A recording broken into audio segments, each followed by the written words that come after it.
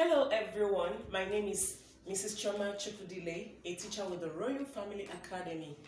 I teach first graders, although I have been teaching kindergarten through grade 1 for the past 13 years. I did 1 year in another school with the second graders, and if you count my 1 year of compulsory teaching experience under the youth service scheme, that makes it 15 years of teaching. Why did I apply for the Innovative Teacher Award from ACSI? I applied because I felt it was something I was qualified to apply for. And how did I apply innovation during the lockdown to teaching? I applied it in 3 main ways. 1, I learned how to use technology. Thank God for a school like Royal Family Academy. In between the lockdown, very early in the lockdown, the teachers were taught how to use technology, the Google Classroom, and it was on us to teach our parents. And just being exposed to the Google Classroom gave me an urge and a craving to learn how to use every educational app I could lay my hands on. So I got to learn how to use the Google Meet, I got to learn how to use the Zoom, I got to learn how to use the WhatsApp as a teaching tool.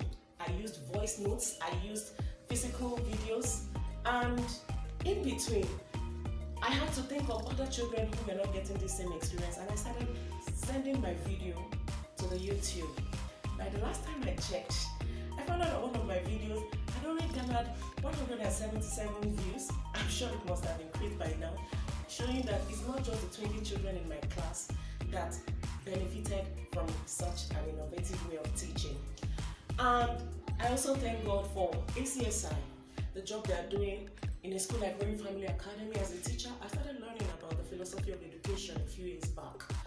And for me, my philosophy of education was encapsulated in one mantra: to give children an education that would touch their head, touch their heart and their hands. And during the lockdown, it was an opportunity for me to go all out to the children. So the second way I applied innovation was in teaching my children and their parents, offline and online. It wasn't easy, the cost was high, it affected my health, but the impact was massive. The children did not miss out. Their handwriting improved because through WhatsApp, they sent me the pictures of their written work, they did their work on Google Classroom, and I used the Zoom to talk with them. So the children improved daily.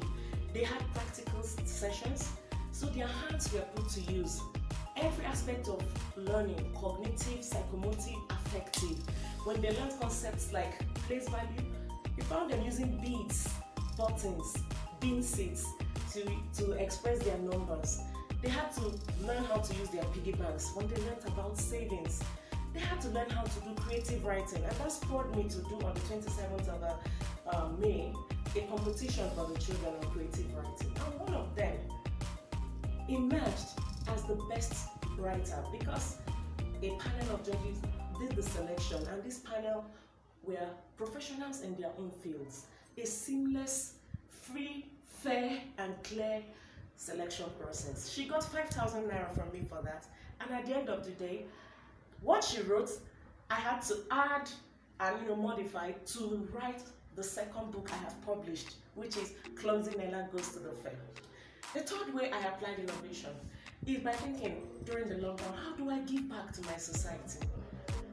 Depression was everywhere, morale was down, frustration was on all-time high, relationships were strained. So I just asked myself, why don't you call people, let them talk about their experiences? And so I floated a blog called Let's Talk More Action. And over time, I have done 6 episodes addressing people's experiences during the lockdown, how they coped with their jobs, how they were coping with the relationships, all the issues coming up, the health issues as a result of the COVID pandemic and the paranoia associated with it. And the one that really blew most people's mind was the plight of the girl child, an episode I had to do for the World Youth Day. I thank God for the opportunity because I never knew this was something I could use one day to prove that teachers can exceed boundaries. I thank God for ACSI for giving me this opportunity. Everything was documented. the video following. Thank you, ACSI.